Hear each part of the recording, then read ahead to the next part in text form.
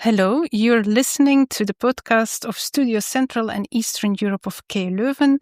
In these episodes, we introduce research and researchers on the region. My name is Ria Laenen, and with me today is Jeroen van den Bosch. Jeroen studied Slavonic Studies here at KU Leuven and obtained his PhD in Political Science at AMU University in Poznan in 2018. Where he is now active as Erasmus Plus coordinator and researcher. So welcome back to your alma mater, Jeroen. For this podcast, it's a pleasure to have you. It is great to be back, actually.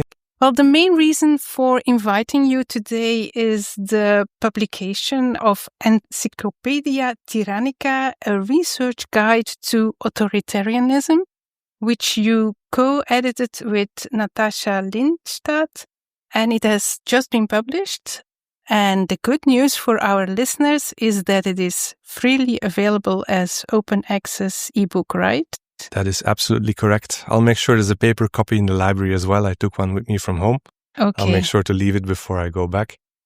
Okay, perhaps before we start speaking about the book itself, the publication, you can tell us a little bit more about your, as you call it yourself, fascination with tyranny. Where does that come from? It must have been early childhood, but thank God I don't remember that. No, honestly, it started out of my indecisiveness of deciding between area studies, history, and political science. Something that I, in the end, turned towards more and more in my last master's, and which also compelled me to do an additional master of political science after area studies. It was mostly the course of contemporary history that led me down this path, and then when I started international relations here at the Catholic University of Leuven, it was mostly political theory that really caught my attention. I don't think I passed the course right away because it was methodologically quite a challenge to move from area studies into political science, but once I got the hang of it, that didn't really let me go.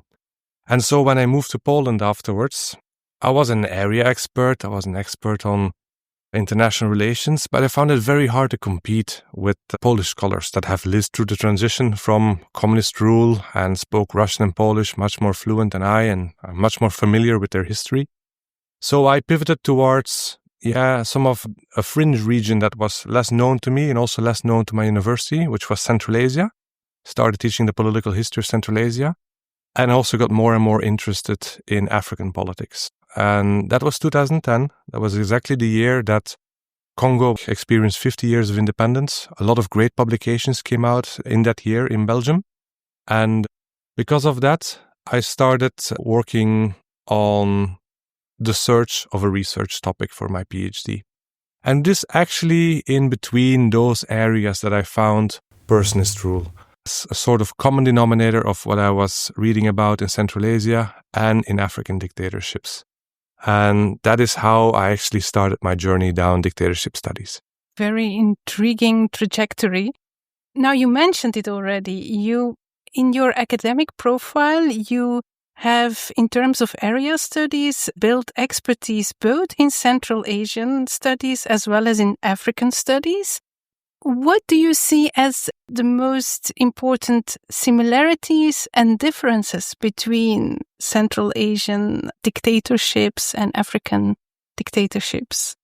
Well, there are several. Those are mostly captures in the concepts of neo-patrimonialism, sometimes also called sultanism, mostly now personist rule. The thing is, it is actually a very old concept tracing back to the classical Greek theorists, Socrates, Plato, Aristotle, the concept of tyranny, actually. What is mostly the similarities between both regions would be their colonial and imperial legacies, I would say, which really created extractive institutions when they were still vassal states or colonies of their respective, colonial powerhouse. And these institutions leave long bureaucratic, but also mental legacies, structures in which politicians easily resort back to when they are re-establishing their political systems. Central Asia, unlike Africa, did not experiment much with democracy. The only exception would have been Kyrgyzstan, while Africa really experienced the democratic wave in the 90s. Some of them held quite long, like Benin only resorted recently towards authoritarianism again, but actually was stable since the 90s against all odds because they had a very fragmented political system. But these similarities, the stake that elites have in maintaining the old regime into the new world, these are all common themes between both regions. Well, now let's talk a little bit more about the publication, Encyclopedia Tyrannica. If I'm not mistaken, it's the result of a project that you manage as well.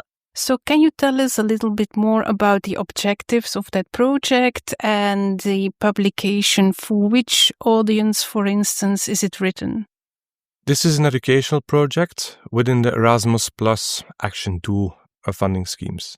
So it's aimed at higher education foremost, although I do hope that we can reach a broader audience with the accessibility that we try to put into the encyclopedia by explaining concepts without too much jargon. The idea actually came from my own experience. Like when I was a PhD student, it took me 3.5 years to grudgingly find my way through the literature review and catch up on the most important work on authoritarianism.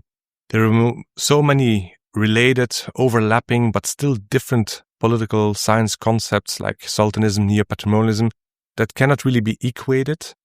And it took me a long time to find the correct theoretical frame in which to continue. And I thought if it only would be all together in one book, it would make everybody's life so much easier. So I kept playing with that idea many years after my PhD. And it's not until I was more experienced in running these types of projects and I had a sufficient network of scholars, not only political scientists, because many of the scholars in the book are actually area experts. I needed like a good counterweight. And here's where I found Natasha Lindstad from Essex University. She is a very highly acclaimed scholar on these topics with much more experience than I. We actually made a deal. We said, we're going to do 2 books in one go. And she said, you're going to be my second editor on our Edgar Elgar publication, the Handbook of Authoritarianism. And she would be the second editor on the Encyclopedia Tyrannica. So once we had that, we had to compile the whole list of topics. But the idea was really to target both educators and students foremost. For these reasons, we actually used a unified template for most of the entries, highlighting clearly different definitions, also methodological pitfalls, blind spots, and then also, and this is where the area experts came in so handy, also the regional variation, how different concepts have been applied differently to different world regions, and how that also affects the study of these different concepts and why they are being applied more or less to certain world regions. Okay, sounds like a very interesting book for both students as well, are perhaps doing their master thesis on a related topic, and for researchers who are like me also in the area studies, because I still find that many of us are struggling with coming with a suited typology, for instance. So I think in that regard, this encyclopedia might also be useful.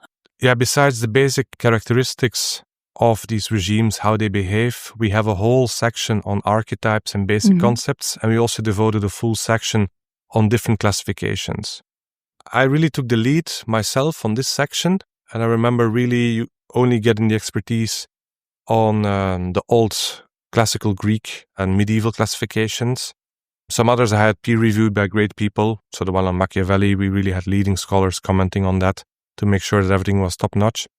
But this one also explains the older typologies by Dahl or Schumpeter, which people, students and scholars read about but are not used anymore. And everybody refers back to these, but who has the time to go back to all these original publications? And I think as a concise synopsis of what these works stood for, what was their innovation, I think the encyclopedia fulfills its mission of creating different pathways in how to use and engage with these typologies. Mm-hmm. I'm also glad to hear indeed that you made the very clear choice to also have area studies specialists involved in this publication.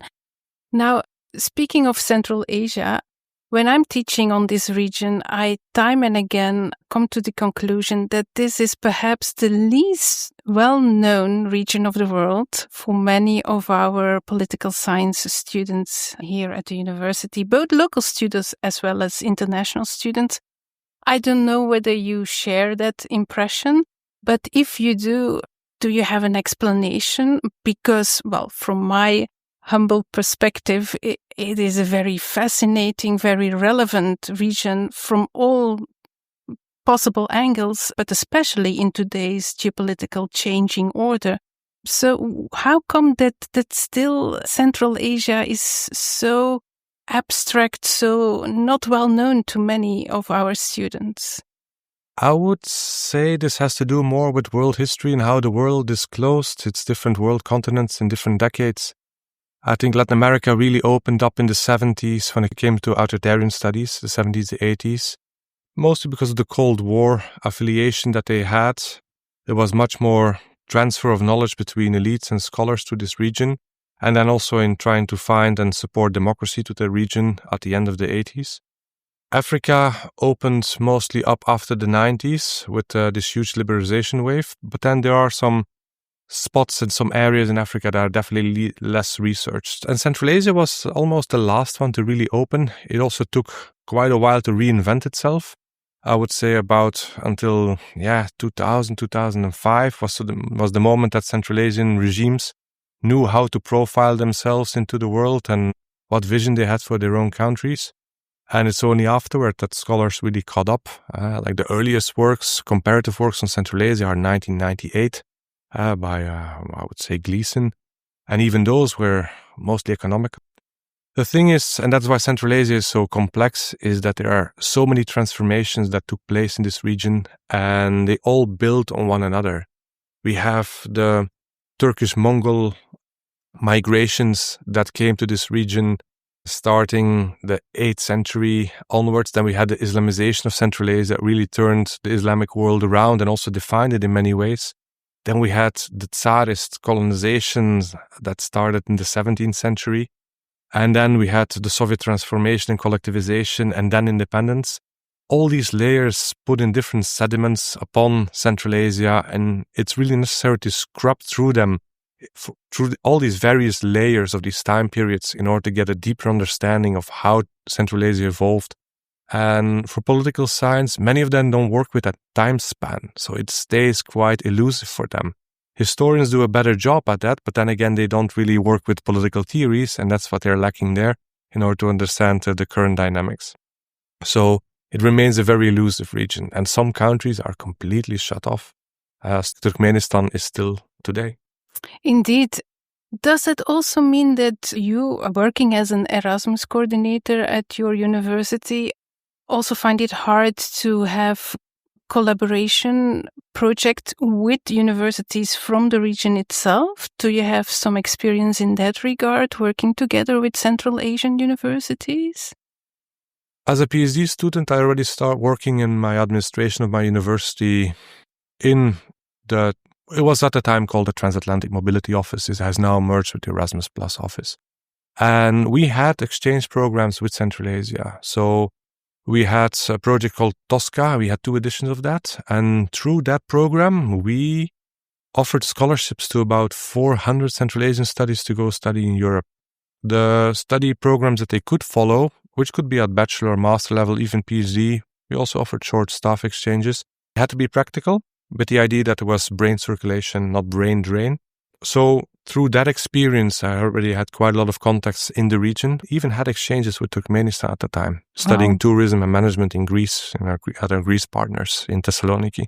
I retained some of these contacts when I started creating my own project with Central Asian universities. Currently, I'm working with about 7 or 8 of them in a new joint study program that I hope to build up. So a truly multidisciplinary Central Asian master program, 2 years, in which we will also offer the titular languages, Kazakh, Uzbek or Tajik, from level 0 till at least B2. So it's going to be very intensive. That sounds like a very interesting future project. So when that project is running, we would like to invite you again to speak about that. But for now, I think we really would like to warmly recommend to our listeners to read the Encyclopedia that has just been published. And the listeners can not see it, but when you were speaking about both the area studies as well as the theory of tyranny, I could see the passion about those research topics in your eyes. And that is what it is all about for all of us, I think, that brings us together in this region studies. So thank you for this conversation, Jeroen. And as I said, there is a new invitation when that joint master program is running. I look forward to it. Thank you so much for this podcast. Thank you.